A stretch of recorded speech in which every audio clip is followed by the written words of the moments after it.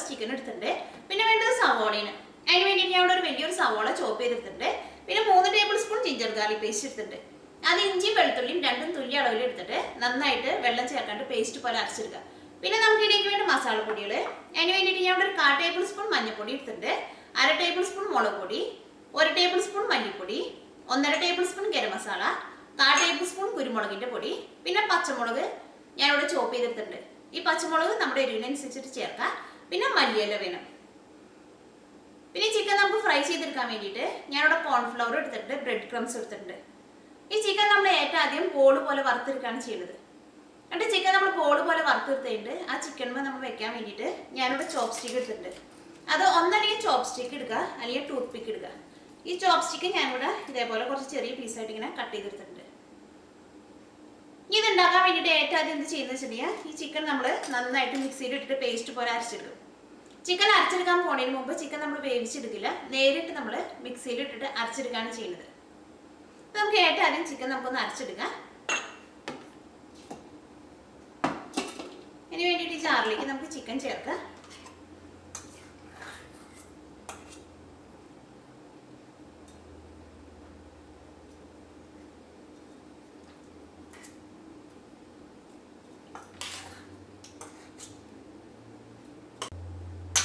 നമുക്ക് 2 പ്രാവശ്യമായിട്ട് അരച്ചെടുക്കാം. ഇപ്പൊ ചിക്കൻ നമ്മൾ നന്നായിട്ട് പേസ്റ്റ് പോലെ അരച്ചെടുത്തിട്ടുണ്ട്. ഇനി നമുക്കൊരു പാത്രത്തിലേക്ക് പകർത്താം.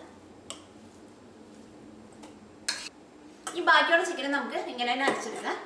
ഇപ്പൊ ചിക്കൻ നമ്മൾ നന്നായിട്ട് അരച്ചെടുത്തിട്ടുണ്ട്. ഇനി ഇതിലേക്ക് നമുക്ക് സവോള ചേർക്കാം, ഗാർലിക് പേസ്റ്റ് ചേർക്കാം, പച്ചമുളക് ചേർക്കാം. നമ്മുടെ എരിവിനനുസരിച്ചിട്ട് ചേർക്കാം.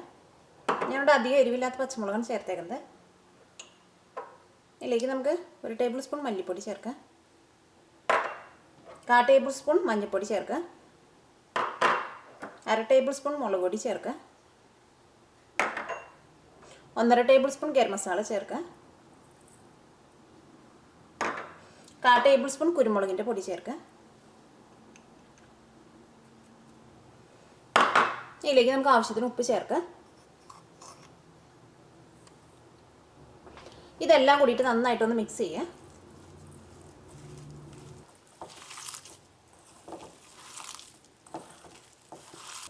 ഇതിലേക്ക് നമുക്ക് മല്ലിയില ചേർക്കാം.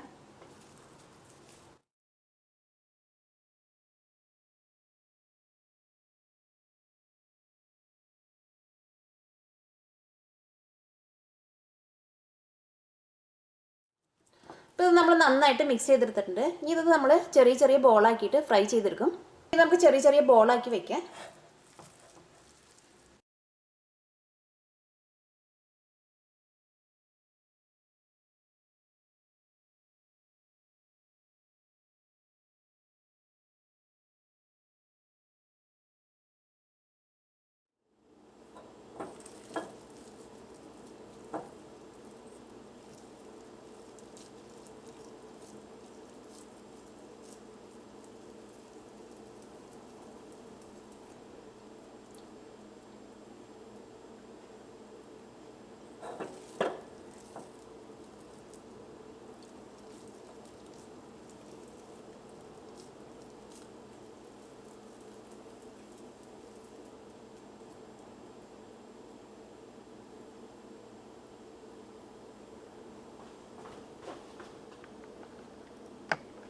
ഇപ്പോൾ നമ്മളെല്ലാവരും ചെറിയ ബോളാക്കിയിട്ട് ഉരുട്ടിയിട്ടുണ്ട്. ഇനി എന്ത് ചെയ്യണമെന്ന് വെച്ചിട്ടുണ്ടെങ്കിൽ നമുക്ക് കോൺഫ്ലവർ ഒന്ന് കുറച്ച് വെള്ളം ഒഴിച്ചിട്ടൊന്ന് മിക്സ് ചെയ്തെടുക്കണം. ഇതിന് വേണ്ടിയിട്ട് നമുക്ക് കോൺഫ്ലവർ കുറച്ച് വലിയൊരു പാത്രത്തിലേക്ക് ഇടാം.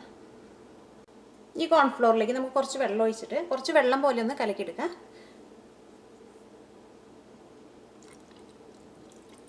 നല്ല തിക്കാവണ്ട.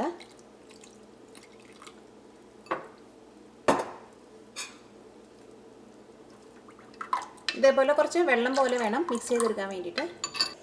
ഇപ്പോൾ എണ്ണ നമ്മൾ വറുത്തെടുക്കാനുള്ള എണ്ണ നന്നായിട്ട് ചൂടായിട്ടുണ്ട്. ഇനി നമ്മൾ ചിക്കൻ്റെ ഓരോ ബോൾ എടുത്തിട്ട് ഏറ്റവും ആദ്യം നമ്മൾ ഈ കോൺഫ്ലവറിലൊന്ന് നന്നായിട്ടൊന്ന് മിക്സ് ചെയ്തെടുക്കുക. ഇനി ഇതെടുത്തിട്ട് നമ്മൾ ബ്രെഡ് ക്രംസിൽ നന്നായിട്ടൊന്ന് ഡിപ്പ് ചെയ്യുക.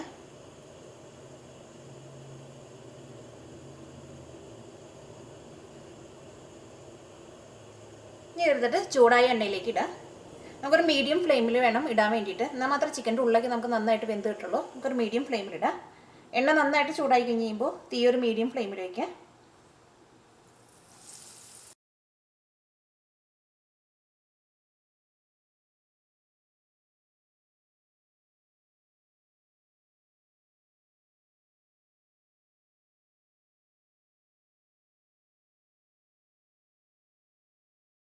ഒരു സൈഡ് ചെറുതായിട്ടൊന്ന് മൊരിഞ്ഞു തുടങ്ങിയിട്ടുണ്ട്. ഇനി നമുക്ക് മറ്റേ സൈഡും തിരിച്ചിടാം. അതേപോലെ രണ്ട് സൈഡും മാറി മാറി തിരിച്ചു മറിച്ചിടാം.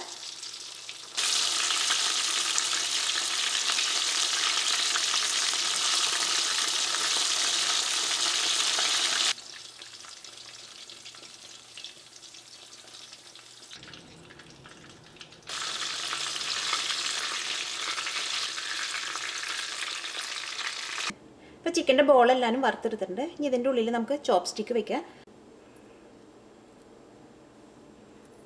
ഇങ്ങനെ വെച്ചിട്ട് ഇതിൻ്റെ ഉള്ളിലേക്ക് ചോപ്പ് സ്റ്റിക്കിന് വയ്ക്കുക. ഇങ്ങനെ ലോലിപോപ്പ് പോലെയാക്കാം.